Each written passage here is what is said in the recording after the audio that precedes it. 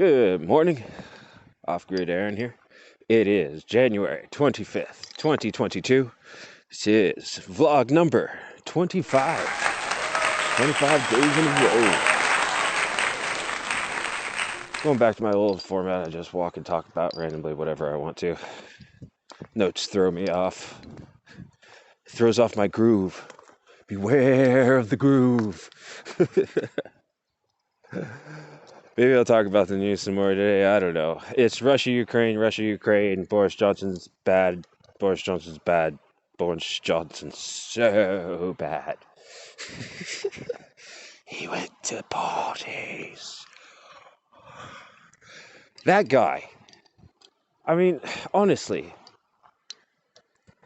it doesn't say a lot about the people of England that they take Boris Johnson seriously. Have you seen this film? He can't even comb his hair. He always looks like he just fell out of bed and is or also drunk. I don't know. He's a character. He's literally a character from a movie. It's like what you expect to see if you're watching political satire, except like he's a real thing. And it's not to pick on England. They're all characters. They're all actors. That's why they call them actors. The actors in this political space. I mean, you've heard it when you watch mainstream media of any kind. They literally call them actors in the theater. The theater of war.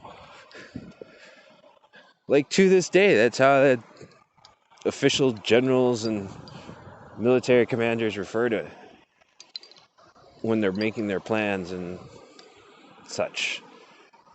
The war theater. Sounds exciting. I'll be honest, I'm a little jealous. I should have joined the military. I would have had a good time. Oh well. I had my chance. The Navy wanted me. They just signed me up so quick. I wasn't expecting it. I wasn't planning to go. This was when I was 21. I was living in Michigan. I just moved there. Well, not that long ago, to be with this girl who I'd not that long ago broken up with already. I think, was it? Yeah, it was after I broke it up with her, and I was just like in Michigan, like, what the hell am I doing? And I was looking for a better job. I was working at the cell phone company because it was the only thing close to a tech job I could get in this little town, Ludington, Michigan. Not that it's a bad town. They got a great group of people that like to play volleyball on the shores of Lake Michigan there. Had a lot of fun doing that. That's mostly what I did when I was supposed to be out selling cell phones. I was very anti-sales when I was younger, which is stupid because I would have been great at it if I would have just put my mind to it. Found a reason to believe in anything that I was selling. I can sell you. I just have to believe in it, myself. It's got to be something that I'd want, that I'd use. I'm legit. I'm not like a shyster. Easy and Keister, Meister, Weister. Anywho. I mentioned I love coffee today. Because I do. I'm happy with myself today.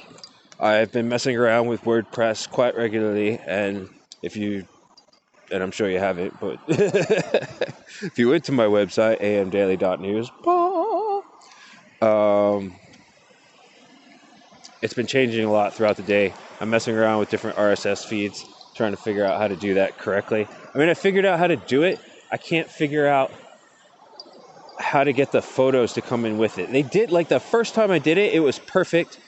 And I did it with this Cointelegraph RSS feed, but then ever since then, it keeps telling me that the featured image couldn't be downloaded or something like that. I don't know.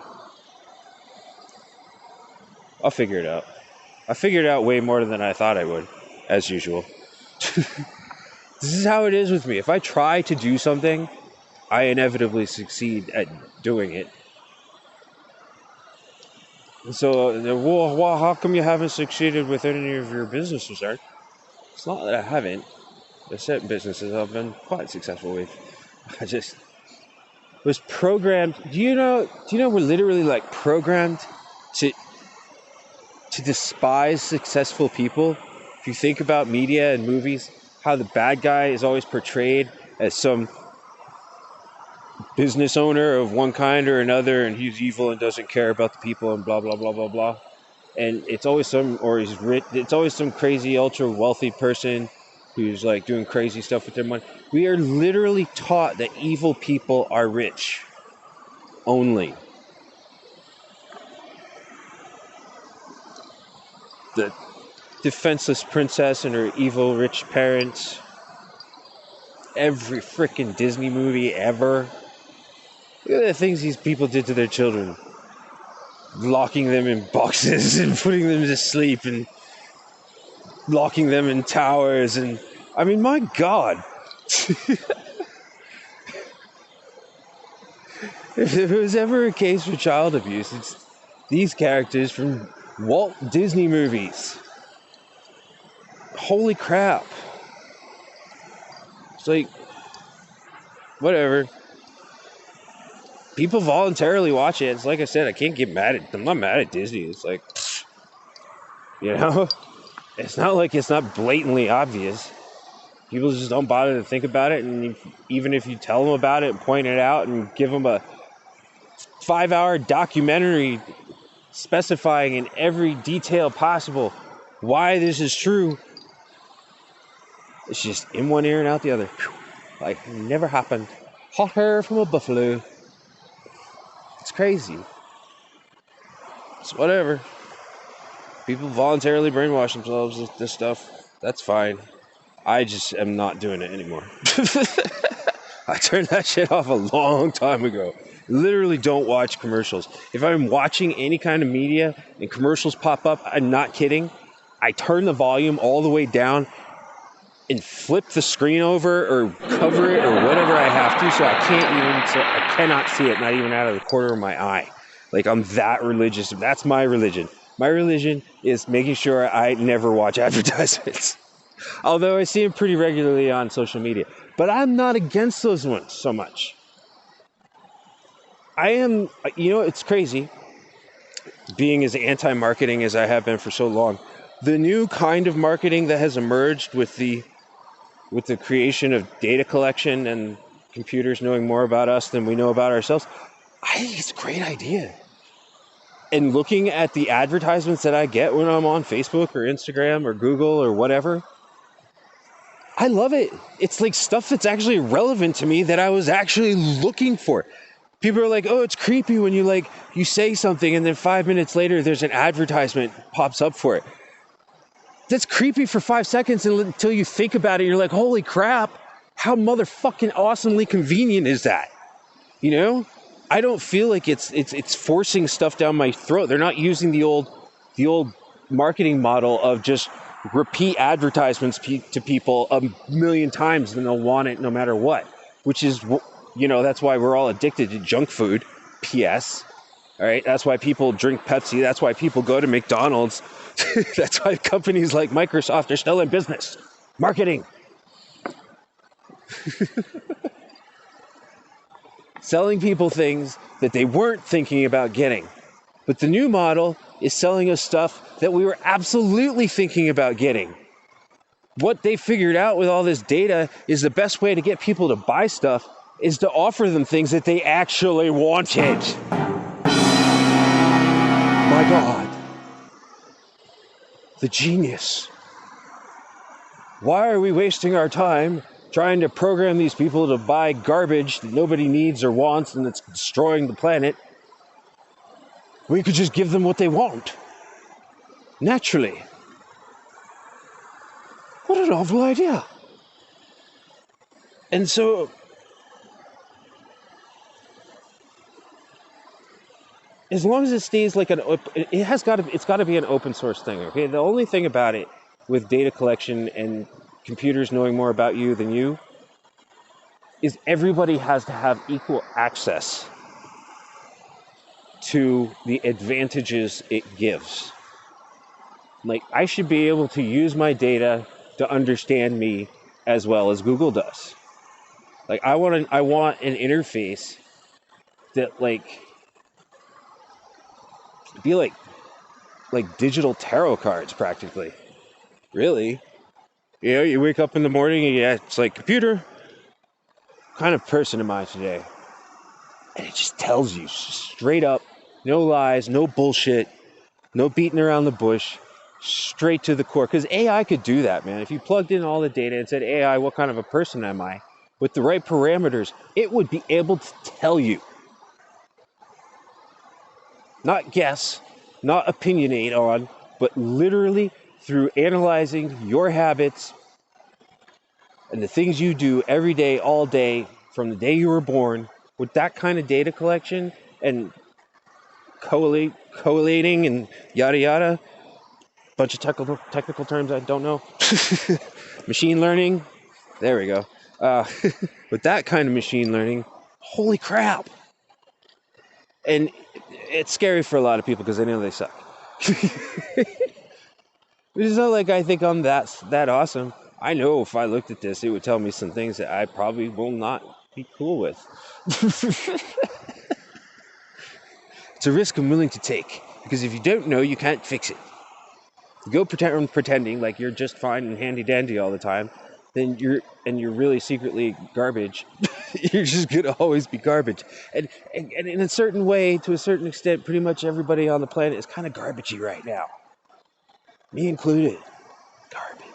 Trash.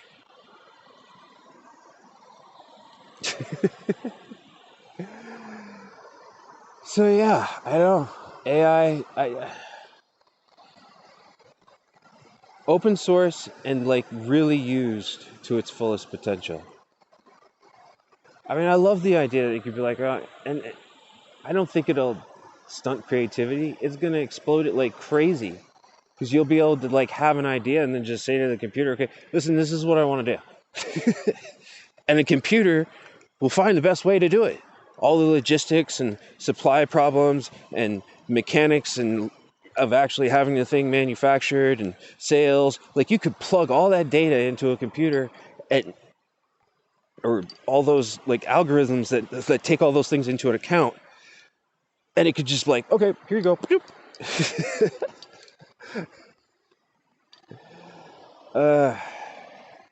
There's a lot of potential.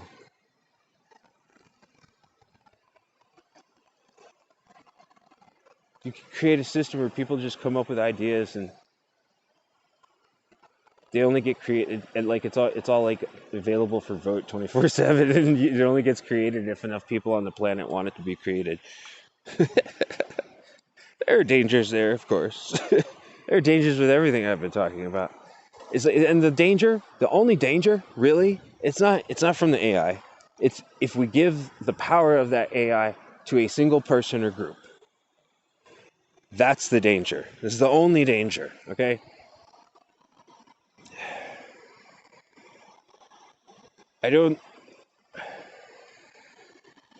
Unless computers like find a way to get emotionally involved into the situation, they're a much needed injection of pure logic that, we need. Because humans are, people are saying, well, what makes us human and so great is our emotions. But yet at the same time, there's a pretty solid argument that makes us really fucking weak and irrational and stupid is also our emotions. So it's a give take. I don't know. That's a long debate. And I'm not the only one who's thinking about it. Otherwise, Gene Roddenberry wouldn't have come up with the idea of the Vulcans. Just saying. And there's a lot of people out there who are all like, live long and prosper, because deep inside they want to be Vulcan. But a lot of them are like that because they're like me and they've been hurt so many times and they feel so deeply that the idea of being able to shut that off and actually behave in a rational manner all the time is rather attractive, I have to say. Oh, things like meditation come in handy. And I've been doing that more lately too. Did you know we breathe wrong? Pretty much, generally speaking, always, all the time. We breathe shallow. It's not that we breathe wrong. I mean, if you breathe enough to stay alive, you're doing a good job. Be glad not everybody can. Asthma is a bitch. But What's he saying? Breathing. Okay, so this is I'm gonna end the episode today with this. How to breathe properly. And it's a really good feeling. And they talk about this in that book I mentioned the other day, the Four Agreements. It's not one of the Four Agreements, but at the beginning, I think it's at the beginning of the book, he talks about how all it takes for us to be happy in any given moment, any given place, is to take a breath. But you have to focus on the breath. But when you do that, you're fulfilling one of your most basic, most necessary needs. And anytime a human fulfills a need, it makes us happy. And we get a dopamine shot. So if you focus on your breath in that context and do it like I'm about to show you, no matter how crappy or shitty you feel, it will improve your mood, if not, just make you totally happy. At least for a second. But the cool thing is then you can take another breath. And that's why meditation works and it's so powerful. Because you're doing that over and over and over again, and it puts you into this state of kind of bliss. Of self-induced bliss. And you're able to really relax and think clearly because you're getting a lot more oxygen to your brain, for one. All right, so here's what you do. When you take a normal breath, it's usually pretty quick, and you don't think about where it's going or how it's getting there or where it's coming back from or going to. If you think about your lungs while you're breathing, it'll bring your attention to them, and you'll feel them as you're breathing. And you can feel where the air is inside your chest. So you take a breath, and it usually hits you like around here, And then you exhale from there. What you want to do is breathe it in, but really deep, all the way down to your belly, almost to your groin. Then just keep sucking in. And really focus on your lungs and feel them filling up. Imagine them filling up all the way to the bottom of the lung sac, all the tippy bottom, and feel those little bubbly lichen-looking things in there getting saturated with oxygen for the first time in possibly decades, and then hold it there for a while. They say an equal count. I like to count to 4. So you inhale, 1, 2, 3, 4, hold it, feeling it all through your lungs, the whole 1, 2, 3, 4, and then exhale, 1, 2, 3, 4, and then count again with all the air out of your lungs, 1, 2, 3, 4, and repeat. So inhale, 1, 2, 3, 4, hold, 1, 2, 3, 4, exhale, 1, 2, 3, 4, hold, 1, 2, 3, 4, and repeat. And the whole time, your attention should just be on the air going into your mouth, into your lungs, filling them up, expanding them all the way down to the bottom. And